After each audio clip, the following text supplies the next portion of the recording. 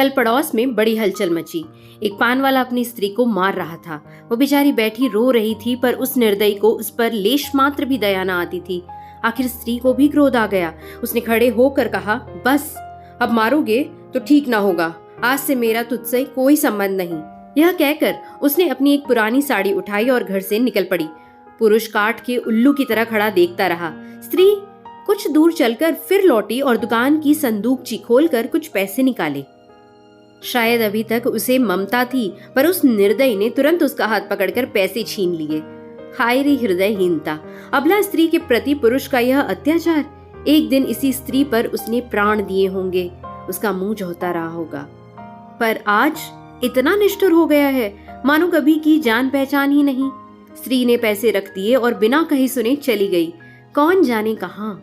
मैं अपने कमरे की खिड़की से घंटों देखती रही कि शायद वह फिर लौटे या शायद पान वाला ही उसे मनाने जाए, पर दो में से एक बात भी न हुई। आज मुझे स्त्री की सच्ची दशा का पहली बार ज्ञान हुआ। यह दुकान दोनों की थी। पुरुष तो मटर गश्ती किया करता था, स्त्री रात दिन बैठी सती होती थी। 10-11 बजे रात तक मैं उसे दुकान पर बैठी देखती थी। प्रातःकाल नींद खुलती तब भी उसे बैठी पाती। नोच खसोट काट कपट जितना पुरुष करता है उससे कुछ अधिक ही स्त्री करती थी, पर पुरुष सब कुछ है, स्त्री कुछ नहीं। पुरुष जब चाहे उसे निकाल बाहर कर सकता है। इस समस्या पर मेरा चित्त इतना अशांत हो गया कि नींद आंखों से भाग गई। 12 बज गए और मैं बैठी रही। आकाश पर निर्मल चांदनी छिटकी हुई थी। निशानाथ अपने रत्न जटित सिंहासन पर गर्व से फूले बैठे थे। बादल के छोटे छोटे टुकड़े धीरे धीरे चंद्रमा के समीप आते थे और फिर विकृत रूप में पृथक हो जाते थे, मानो श्वेत वसना सुंदरियां उसके हाथों दलित और अपमानित होकर रुदन करती हुई चली जा रही हूँ। इस कल्पना ने मुझे इतना विकल किया कि मैंने खिड़की बंद कर दी और पलंग पर आ बैठी। मेरे प्रियतम निद्रा में मग्न थे। उनका तेजमय मुखमंडल इस समय मुझे कुछ चंद्रमा से ही मिलता जुलता मालूम हुआ। वही सहास छवि थी जिससे मेरे नेत्र तृप्त हो जाते थे। वही विशाल वक्ष था जिस पर सिर रखकर मैं अपने अंतस्थल में एक कोमल मधुर कंपन का अनुभव करती थी। वही सुदृढ़ बाहें थी जो मेरे गले में पड़ जाती थी तो मेरे हृदय में आनंद की हिल्लोरें सी उठने लगती थी। पर आज कितने दिन हुए मैंने उस मुख पर हंसी की उज्जवल रेखा नहीं देखी, न देखने को चित व्याकुल ही हुआ। कितने दिन हुए मैंने उस वक्ष स्थल पर सिर नहीं रखा और न वह बाहें मेरे गले में पड़ी। क्यों? क्या मैं कुछ और हो गई या पतिदेव ही कुछ और हो गए? अभी कुछ बहुत दिन भी तो नहीं बीते, कुल 5 साल हुए हैं। कुल 5 साल जब पतिदेव ने विकसित नेत्रों और ललायत अधरों से मेरा स्वागत किया था। मैं लज्जा से गर्दन झुकाए हुए थी। हृदय में कितनी प्रबल उत्कंठा हो रही थी कि उनकी मुख छवि देख लूं, पर लज्जावश सिर न उठा सकती।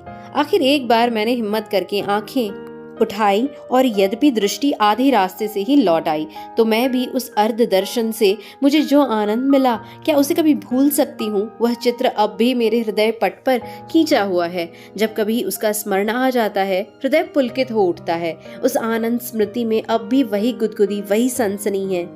लेकिन अब रात दिन उस छवि के दर्शन करती हूँ।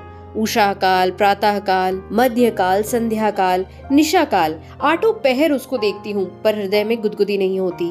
वो मेरे सामने खड़े मुझसे बातें किया करते हैं, मैं क्रोशिये की ओर देखती रहती हूँ।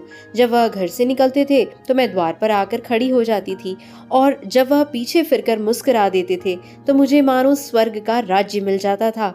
मैं तीसरे पहर कोठे पर चढ़ जाती थी और उनके आने की बाट जोहने लगती। उनको दूर से आते देखकर मैं उन्मत्त सी होकर नीचे आती और द्वार पर जाकर उनका अभिवादन करती। पर अब मुझे यह भी नहीं मालूम होता कि वह कब आते हैं कब जाते हैं। जब बाहर का द्वार बंद हो जाता है तो समझ जाती हूँ कि वह चले गए। जब द्वार खुलने की आवाज आती है तो समझ जाती हूँ कि आ गए। समझ में नहीं आता कि मैं ही कुछ और हो गई या पतिदेव ही कुछ और हो गए। तब वह घर में बहुत ना आते थे। जब उनकी आवाज कानों में आ जाती तो मेरी देह में बिजली सी दौड़ जाती थी। उनकी छोटी छोटी बातों, छोटे छोटे कामों में भी मैं अनुरक्त मुग्ध नेत्रों से देखा करती थी।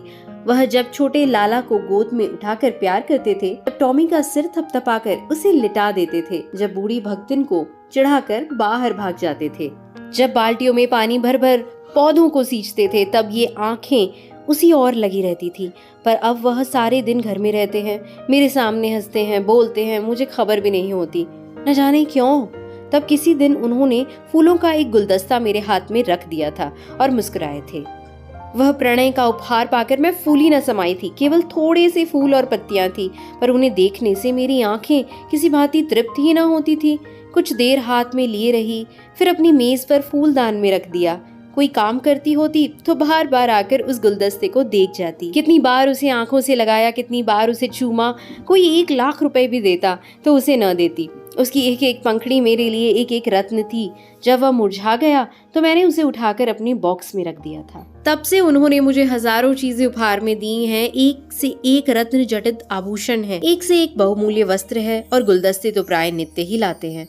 लेकिन इन चीजों को पाकर वह उल्लास नहीं होता। मैं उन चीजों को पहनकर आईने में अपना रूप देखती हूँ और गर्व से फूल उठती हूँ। अपनी हमजोलियों को दिखाकर अपना गौरव और उनकी ईर्ष्या बढ़ाती हूँ। बस अभी थोड़े ही दिन हुए हैं, उन्होंने मुझे चंद्रहार दिया है। जो इसे देखता है मोहित हो जाता है। मैं भी उसकी बनावट और सजावट पर मुग्ध। मैंने अपना संदूक खोला और उस गुलदस्ते को निकाल लाई। आह, उसे हाथ में लेते ही मेरी एक एक नस में बिजली दौड़ गई। हृदय के सारे तार कंपित हो गए। वह सूखी हुई पंखुड़ियां जो अब पीले रंग की हो गई थी, बोलती हुई मालूम होती थी। उसके सूखे मुरझाए हुए मुखों के अस्फुटित कंपित अनुराग में डूबे शब्द साए साए करके निकलते हुए जान पड़ते थे। किंतु वह रत्न जटित कांति से दमकता हुआ हार स्वर्ण और पत्थरों का एक समूह था, जिसमें प्राण न थे, संज्ञा न थी, मर्म न था। मैंने फिर गुलदस्ते को चूमा, कंठ से लगाया, आर्द्र नेत्रों से सींचा और फिर संदूक में रखाई। आभूषणों से भरा हुआ संदूक भी उस एक स्मृति चिन्ह के सामने तुच्छ था। यह क्या रहस्य था? फिर मुझे उनके एक पुराने पत्र की याद आ गई। उसे उन्होंने कॉलेज से मेरे पास भेजा था। उसे पढ़कर मेरे हृदय में जो आनंद हुआ था, जो तूफान उठा था, आंखों से जो नदी बही थी, क्या उसे कभी भूल सकती हूँ? उस पत्र को मैंने अपनी सुहाग की पिटारी में रख दिया था। इस समय उस पत्र को पढ़ने की प्रबल इच्छा हुई। मैंने पिटारी से वह पत्र निकाला। उसे स्पर्श करते ही मेरे हाथ कांपने लगे, हृदय में धड़कन होने लगी। मैं कितनी देर उसे हाथ में लिए खड़ी रही, कह नहीं सकती। मुझे ऐसा मालूम हुआ कि मैं फिर वही हो गई हूँ जो पत्र पाते समय थी। उस पत्र में क्या प्रेम के काव्यमय उद्गार थे? क्या प्रेम की साहित्यिक विवेचना थी? क्या वियोग व्यथा का करुण क्रंदन था? उसमें तो प्रेम का एक शब्द भी ना था। लिखा था, कामिनी, तुमने 8 दिनों से कोई पत्र नहीं लिखा। क्यों नहीं लिखा? अगर तुम मुझे पत्र न लिखोगी तो मैं होली की छुट्टियों में घर न आऊंगा। इतना समझ लो। आखिर तुम सारे दिन क्या करती हो? मेरे उपन्यासों की अलमारी खोल ली है क्या? आपने मेरी अलमारी क्यों खोली? समझती होगी मैं पत्र न लिखूंगी तो बच्चा खूब रोएंगे और हैरान होंगे। यहाँ इसकी परवाह नहीं। 9 बजे रात को सोता हूँ तो 8 बजे उठता हूँ। कोई चिंता है तो यही कि फेल ना हो जाऊं। अगर फेल हुआ तो तुम जानोगी। कितना सरल, भोले भाले हृदय से निकला हुआ निष्कपट मानपूर्ण आग्रह और आतंक से पत्र भरा हुआ था। मानो उसका सारा उत्तरदायित्व मेरे ही ऊपर था। ऐसी धमकी क्या अब भी वह मुझे दे सकते हैं? कभी नहीं। ऐसी धमकी वही दे सकता है जो न मिल सकने की व्यथा को जानता हो, उसका अनुभव करता हो। पति देव अब जानते हैं इस धमकी का मुझ पर कोई असर न होगा। मैं हंसूंगी और आराम से सोऊंगी, क्योंकि मैं जानती हूँ वह अवश्य आएंगे और उनके लिए ठिकाना ही कहाँ है, जा ही कहा सकते हैं। तब से उन्होंने मेरे पास कितने पत्र लिखे हैं। 2 दिन को भी बाहर जाते हैं तो जरूर एक पत्र भेजते हैं, और जब 10-5 दिन को जाते हैं तो नित्य प्रति एक पत्र आता है। पत्रों में प्रेम के चुने हुए शब्द, चुने हुए वाक्य, चुने हुए संबोधन भरे होते हैं। मैं उन्हें पढ़ती हूँ और एक ठंडी सांस लेकर रख देती हूँ। हाय, वह हृदय कहाँ गया? प्रेम के निर्जीव भाव शून्य कृत्रिम शब्दों में वह अभिन्नता कहाँ है? वह रस कहाँ है? वह उन्माद कहाँ है? वह क्रोध कहाँ है? वह झुंझलाहट कहाँ है? उनमें मेरा मन कोई वस्तु खोजता है, कोई अज्ञात, अव्यक्त, अलक्षित वस्तु पर वह नहीं मिलती। उनमें सुगंध भरी होती है। पत्रों के कागज आर्ट पेपर को मात करते हैं, पर उनका यह सारा बनाव संवार किसी गत यौवना नायिका के बनाव श्रृंगार के सदृश ही लगता है। कभी कभी तो मैं पत्रों को खोलती भी नहीं। मैं जानती हूँ उनमें क्या लिखा होगा। उन्हीं दिनों की बात है। मैंने तीजे का व्रत किया था। मैंने देवी के सम्मुख सिर झुकाकर वंदन की थी। देवी, मैं तुमसे केवल एक वरदान मांगती हूँ, हम दोनों प्राणियों में कभी विच्छेद ना हो।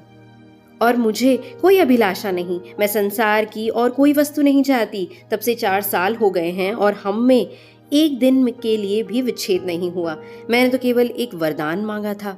देवी ने वरदानों का भंडार ही मुझे सौंप दिया, पर आज मुझे देवी के दर्शन हो तो मैं उनसे कहूँ तुम अपने सारे वरदान ले लो, मैं इनमें से एक भी नहीं चाहती। मैं फिर वही दिन देखना चाहती हूँ जब हृदय में प्रेम की अभिलाषा थी। तुमने सब कुछ देकर मुझे उस अतुल सुख से वंचित कर दिया जो अभिलाषा में था। मैं आपकी देवी से वह दिन दिखाने की प्रार्थना करूं जब मैं किसी निर्जन जल तट और सघन वन में अपने प्रियतम को ढूंढती फिरूं। नदी की लहरों से कहूं मेरे प्रियतम को तुमने देखा है, वृक्षों से पूछूं मेरे प्रियतम कहाँ गए। क्या वह सुख मुझे कभी प्राप्त न होगा। उसी समय मंद शीतल पवन चलने लगी। मैं खिड़की के बाहर सिर निकाले खड़ी थी। पवन के झोंके से मेरे केश की लटें बिखरने लगी। मुझे ऐसा आभास हुआ मानो मेरी प्रियतम वायु के इन उच्छ्वासों में है। फिर मैंने आकाश की ओर देखा। चांद की किरणें चांदी के जगमगाते तारों की भांति आंखों से आंख मिचौली सी खेल रही थी। आंखें बंद करते समय सामने आ जाती, पर आंखें खोलते ही अदृश्य हो जाती थी। मुझे उस समय ऐसा आभास हुआ कि मेरे प्रियतम उन्हीं जगमगाते तारों पर बैठे आकाश से उतर रहे हैं। उसी समय किसी ने गाया, अनोखे से नेही के त्याग, निराले पीड़ा के संसार, कहाँ होते हो अंतर ध्यान, लुटा करके सोने सा प्यार, लुटा करके सोने सा प्यार।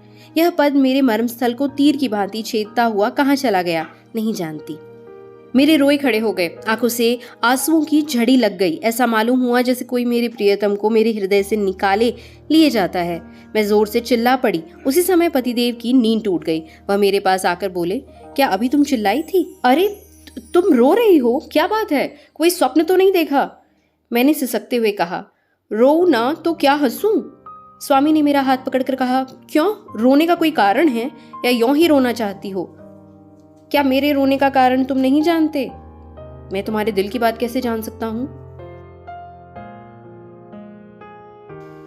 तुमने जानने की चेष्टा कभी की है? मुझे इसका सान गुमान भी न था कि तुम्हारे रोने का कोई कारण हो सकता है। तुमने तो बहुत कुछ पढ़ा है, क्या तुम भी ऐसी बातें कह सकते हो? स्वामी ने विस्मय में पढ़कर कहा, तुम तो पहेलियां बुझाती हो। क्यों, क्या तुम कभी नहीं रोते? मैं क्यों रोने लगा? तुम्हें अब कोई अभिलाषा नहीं है। मेरी सबसे बड़ी अभिलाषा पूरी हो गई, अब मैं और कुछ नहीं चाहता। यह कहते हुए पतिदेव मुस्कुराए और मुझे गले से लिपटा लेने को बढ़े। उनकी यह हृदयहीनता इस समय मुझे बहुत बुरी लगी। मैंने उन्हें हाथों से पीछे हटाकर कहा, मैं इस स्वांग को प्रेम नहीं समझती। जो कभी रो नहीं सकता वह प्रेम नहीं कर सकता। रुदन और प्रेम दोनों एक ही रेत से निकलते हैं। उसी समय फिर उसी गाने की ध्वनि सुनाई दी, अनोखे से नेही के त्याग, निराले पीड़ा के संसार, कहाँ होते हो अंतर ध्यान, लुटा करके सोने सा प्यार। पतिदेव की वह मुस्कुराहट लुप्त हो गई। मैंने उन्हें एक बार कांपते देखा। ऐसा जान पड़ा उन्हें रोमांच हो रहा है। सहसा उनका दाहिना हाथ उठकर उनकी छाती तक गया। उन्होंने लंबी सांस ली और उनकी आंखों से आंसू की बूंदें निकलकर गालों पर आ गई। तुरंत मैंने रोते हुए उनकी छाती पर सिर रख दिया और उस परम सुख का अनुभव किया जिसके लिए कितने दिनों से मेरा हृदय तड़प रहा था। आज फिर मुझे पतिदेव का हृदय धड़कता हुआ सुनाई दिया। आज उनके स्पर्श में फिर स्फूर्ति का ज्ञान हुआ। अभी तक उस पद के शब्द मेरे हृदय में गूंज रहे थे, कहाँ होते हो अंतर ध्यान, लुटा करके सोने सा प्यार। तो दोस्तों, कहानी कैसी लगी कमेंट सेक्शन में ज़रूर बताइएगा। एक स्त्री की क्या अभिलाषा होती है, वो क्या चाहती है? क्या प्रेम सच में वक्त के साथ ऐसे ही धूमिल हो जाता है? प्रेमचंद जी ने बहुत ही खूबसूरत ढंग से बताया है। ऐसी ही खूबसूरत कहानियों के लिए लाइक, शेयर और सब्सक्राइब ज़रूर करें। Thank you for listening.